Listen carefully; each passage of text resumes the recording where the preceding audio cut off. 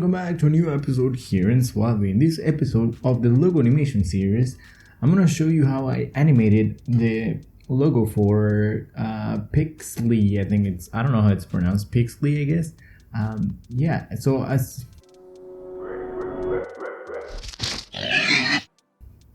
Without further ado, let's just start right away. So let me just show you right here this scary thing right here. I'm gonna do it from scratch again. I had the recording, but I didn't like how it turned out because it was too messy. So let me just show you around. That's pretty much the whole thing. At first, the black and white version comes out, then the color ones come out from behind, then these turns into the mirror kaleidoscope the kaleidoscope effect here in the mirror, and it goes crazy, and then it comes back in to sort of normal, and then the last portion to change from that colored one to the ending or the final version of the logo is that glitch or shake effect is actually used by one of the effects of the transitions made that are part of the THEIA transitions pack. So that's one of the things that you can use. You can also use these to add sort of effects to your Fusion images or anything. That's a cool thing that you can do with the different things that are available in the transitions pack. That's coming out soon. Hopefully, I keep saying that, but there's still a bunch of things to do. Okay, let's start right away from scratch. I'm gonna do it right here on the side. And first, let me clear the cache so it doesn't produce any issues in the future. Let's just get rid of everything. So the first thing that we need to do, let's get this media out right here. The first thing, as always, we're gonna add a background here so the resolution of our timeline or of our Fusion composition becomes constant, right? Actually, I can make it invisible, and then we're gonna add a merge node. And the first thing that I did was here, the media in is this PIGZLEY logo, which I think it's this one. Let me just look at it. Let's see what the difference is. Oh yeah, that's the ending version. Okay, yeah, I got it. All right, so first this one that we have here, we're gonna add it here to this merge node. And the first thing that I did was I added a color corrector node so that I'm able to change the color of it. So if you go here, you can move these around and change the color. And in order to make it black and white, sort of gray, you can play around with these settings, but I changed the saturation here. And that was pretty much it for that one. Then the next thing that I did was I'm gonna copy and paste that. We're gonna connect it to a new merge node. And then we're gonna do the same thing again right here and connect it to another merge node. And after we have all these, let's make sure that we aligned everything to the grid. So it's a little bit organized. We can also arrange it to grid. And yeah, like that. Okay, so once we have that, we already have this one. We're gonna go here to this one, which is the one that was, let's check again what color it was. It was the pink one. So for that, we're gonna go here and we're gonna put the saturation back to normal, and we're gonna go here and try to find the pink color. And then we're gonna do the same thing for the other ones. Let's see, this second one was the green one. We're gonna do that for this one. Take this saturation out and do make it green like that.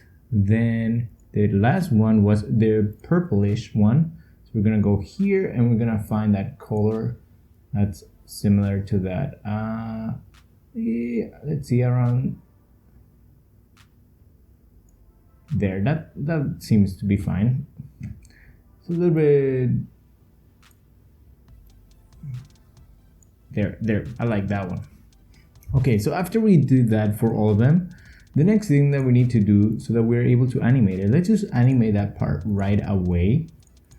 And for that, we're gonna go here and we're gonna add a transform node to all of these.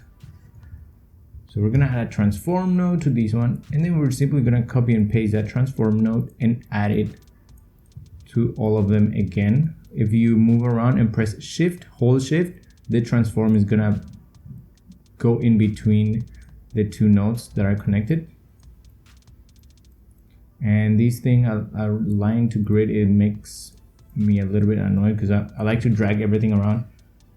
And it might look messy a little bit, but yeah, you get used to it. Everybody has a different workflow, I guess.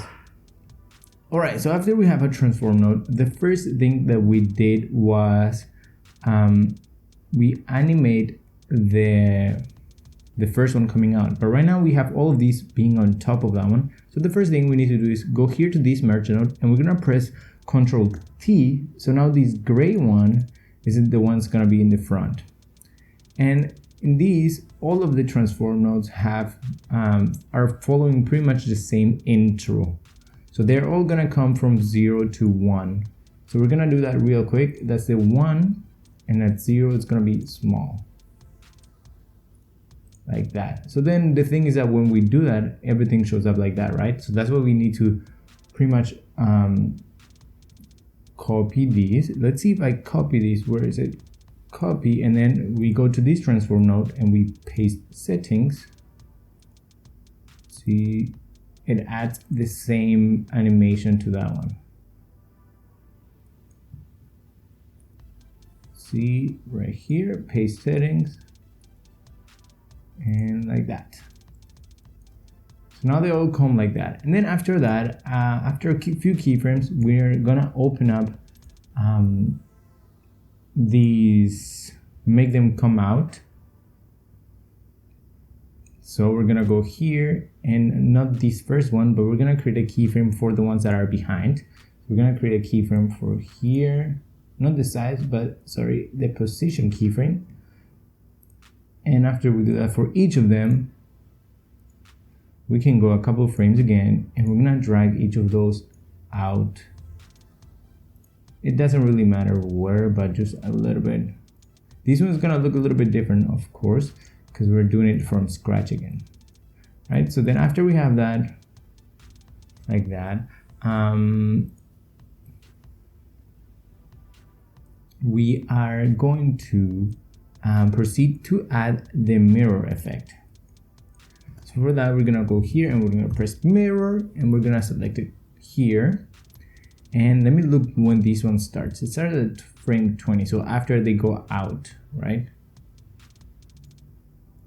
All right, so then this one is looking like that weird right now because it's the mirror placement style. If we change it to kaleidoscope, it's gonna go like this, and then we can see the effects by pressing here, but it's not showing because sometimes it goes crazy and it doesn't want to do what I'm telling him to do. So the way to fix that is to get rid of it and then add another one. So this one, there it goes. Sometimes it sort of bugs out or whatever. And right now we are not seeing the whole thing in full screen. And the same thing happened here for some reason. So what I had to do was adjust this merge node, because all these merge nodes are smaller for some reason. And let me see, yeah. So we're gonna adjust the merge node by make the merge node a little bit bigger. And it looks a little bit crazy now. And it could be, you could leave it like that at the beginning too if you want to, but we're not gonna do that. So after we have that, first thing that we need to animate is we wanna see when it's gonna start to show up. So in this one, at frame 20, the first thing that we animate is the blend and the positions. Then these other things are just for later on, is just to add whatever effect you want and to mix it up, right? So the first thing we're gonna do is we're gonna create a keyframe for the blending and these two. And the blending actually is gonna start at 1, and then after a few keyframes, we're gonna be, it's sort of like the opacity, so like the effect starting, right? We're gonna do that, and this one's gonna move everywhere like that, or maybe the opposite side. And then the same thing for this other mirror, we played around with all the different options. So then we go a couple of frames ahead and we can move these. We can add more sides also. Let's just leave it at 3 actually. Like that, and then we're gonna move it again. Just going a little bit crazy, you know? Like that, and then sort of like bringing it back to normal after a little bit, right?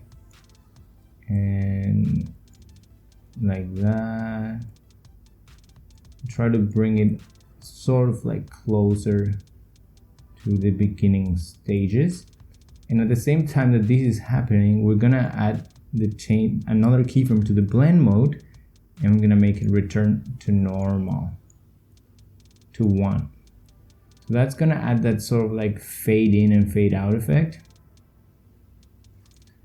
And then like that. And then after that happens, what also happened was that this whole thing ends up with all of them being right back in the middle, right? So for these, while this is happening, I actually, to make the other colors stand out, I made this transform node go back to 0. So right in the middle of these. So then that means that only the color ones are gonna show up. So that's a little bit of like a change in the, like the effect changes a little bit, right? And then also we want to transform them to go back to the center. So we're going to create a keyframe for these in the position for all of them, for the 3 that are left, and go a couple frames ahead.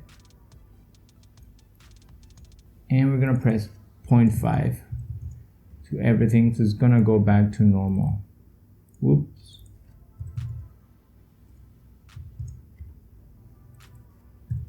0.5 is the center of our animation, always.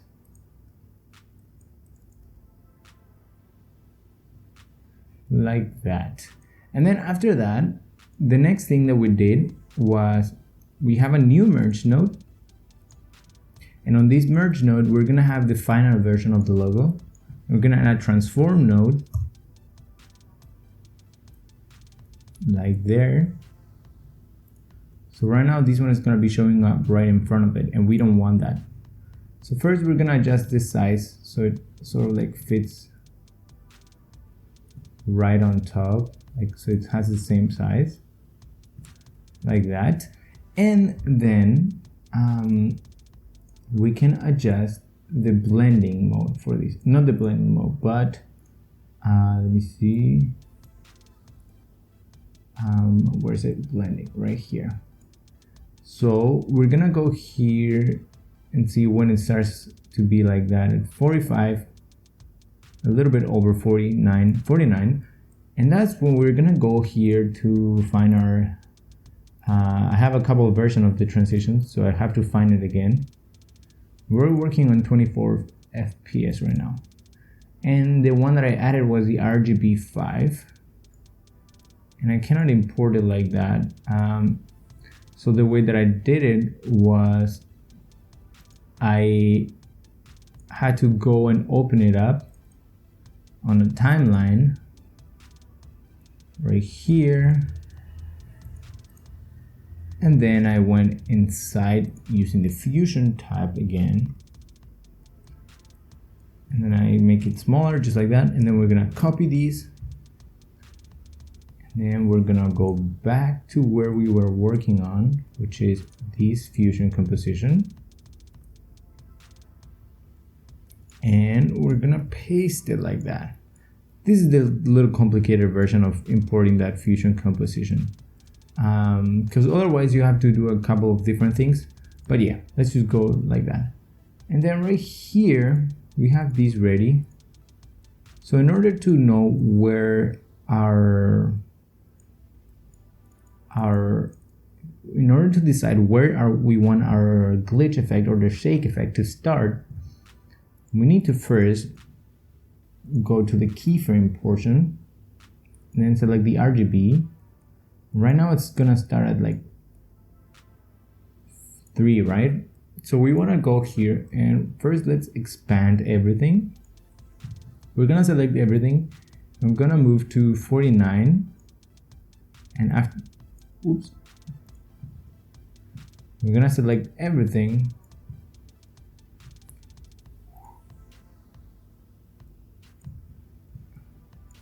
Oh, there. We're gonna select. I'm having trouble selecting everything. Why it's going on?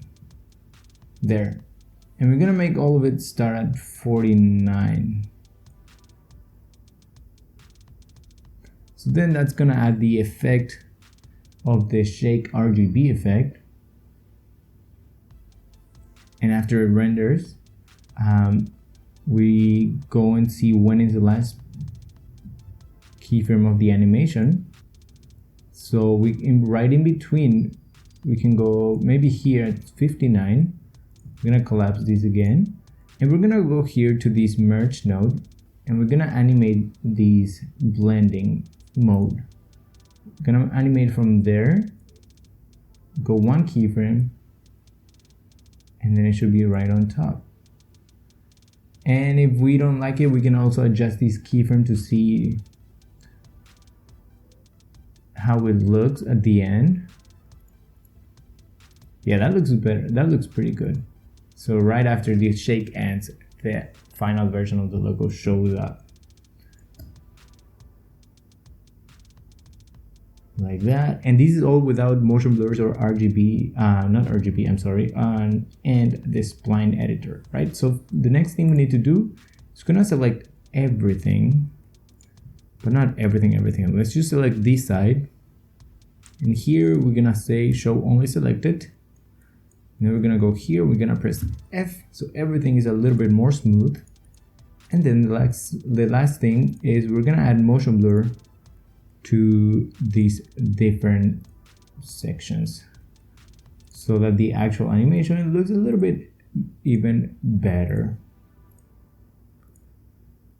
Let me see, motion blur there, and then the mirror. I don't think the mirror can. Yeah, the mirror does have motion blur effect too. Yeah. So let's see. And that's pretty much the whole logo. Let's just put it on one screen to make it a little bit bigger. And it looks really trippy and all that stuff. And I sort of did it, I think it's a gaming channel. It's a little bit about everything. So that's the reason why I made it sort of like a little bit crazy and on this style.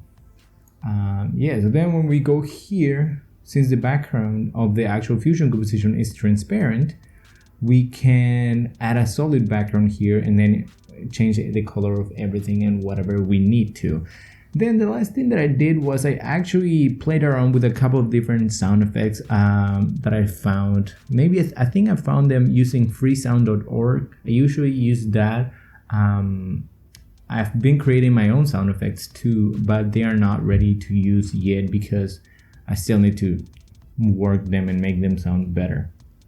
Yeah, so then I added 2 versions of each so that I'm able to select one of them to pan all the way to the right, the left, and the other one all the way to the right.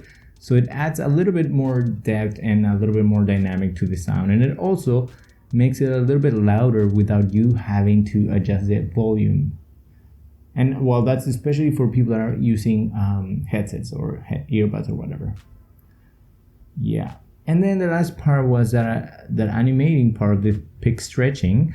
It's actually done on outside of it. You could do it inside, but with Fusion, sometimes it's hard to edit to sound because it doesn't allow you to have sound inside the Fusion part yet.